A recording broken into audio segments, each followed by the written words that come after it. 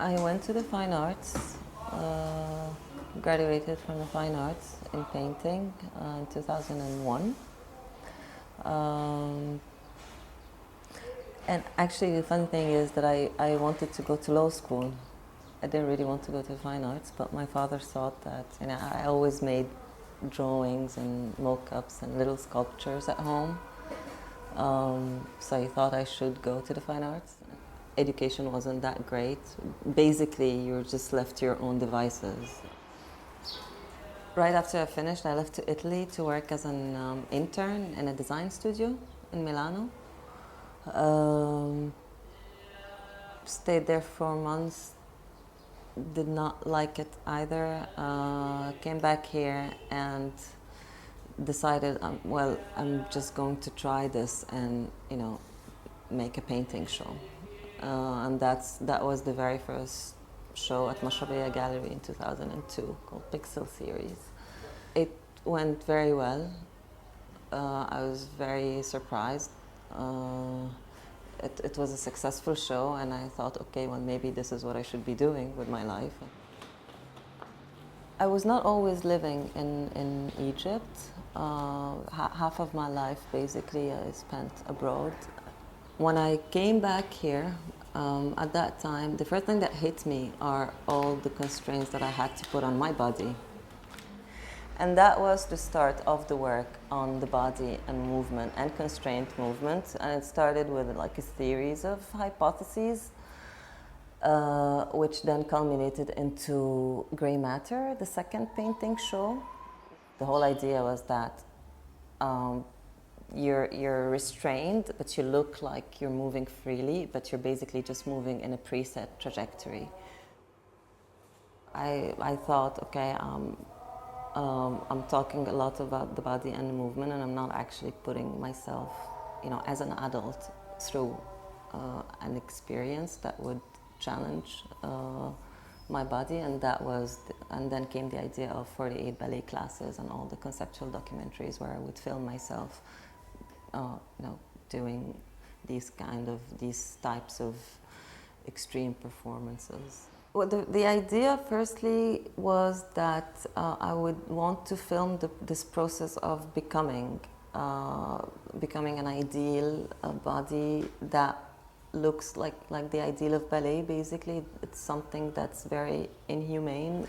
All the movements of ballet are basically against the norm of the body, of the human body. The whole idea of awkward movement, the vulnerability of the body, and how romantic it could be, and all of that, which stayed with me, which is actually still something that I worked with in all through everything else until the sequences, came through the discovery of what really happened to my body in the ballet classes.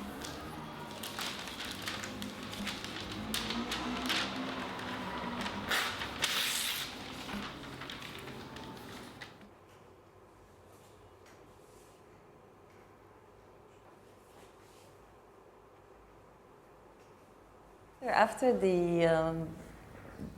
these series of documentaries, like with ballet and contemporary dance and synchronized swimming, I attempted a real documentary. That's when I made Chinese Sweet, Chinese Pretty, the video. And then after that, I had a major block for a year. I did not want to go back to either this or that. And also I did not think I could start painting again. So I started drawing. In the beginning, I was using bones that were mostly responsible for movement. And then eventually I started going for bones that really looked,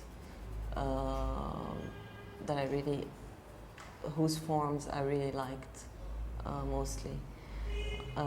And when you look through Grey's Anatomy, you'll find that the best looking bones are actually in the skull. They have amazing forms, and basically this is what I still work with. So there are a lot of broad interests always on the side, mostly relating to macabre literature, forms of dementia, actual accounts of hysteria from patients, mostly how hysteria and dementia was documented in the 19th century. So these are things that interest me a lot, and that kind of inform also the drawings, how they look, the layering in it, the kind of figure that I use.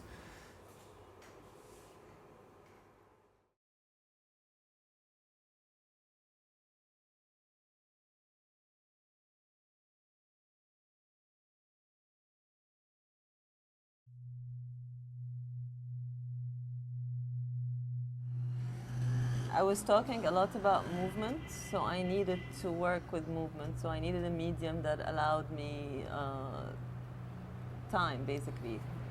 And I always try to be in a place between actual choreographed movements, as in dance, and daily gestures. So yes, it's just they're very abstract movements. It's a girl who is very attracted to her father physically, sexually, and the story starts with her deciding that she's going to commit suicide because it's completely wrong how she is, and the fact that she can't get over him and that she wants to be with him. And then her nanny or her maid sees her while she's attempting to commit suicide, and she tells her, "No, I'm going to help you," and that's where the story begins. It wasn't a direct choreography of the story itself. I wasn't, like, while I was performing, in a way, yeah, I was performing Mira, but I was performing an interpretation through movement of what Mira would have felt, or how Mira would have acted, how her body would have been during that situation in the story. The stories for the sequences, but also for the previous work, they're all like love stories, but like very destructive, unrequited love that eventually leads to death, with Ovid by metamorphosis. What difference does it make if a person morphs into a handful of centipedes? Is the murder operated by What does it matter if by one man's hand there's nothing changed into a fly or a blade of grass? In the case of my text, the one I performed in, it was a text that was basically justifying crime and justifying murder. But it was written in this very poetic way. Yeah. It was extremely poetic, so it was very interesting to work with that. I started off being nature, basically, and legitimizing crime and saying how this is what nature desires, this is what nature wants for people to commit crime, and this is how it kind of preserves.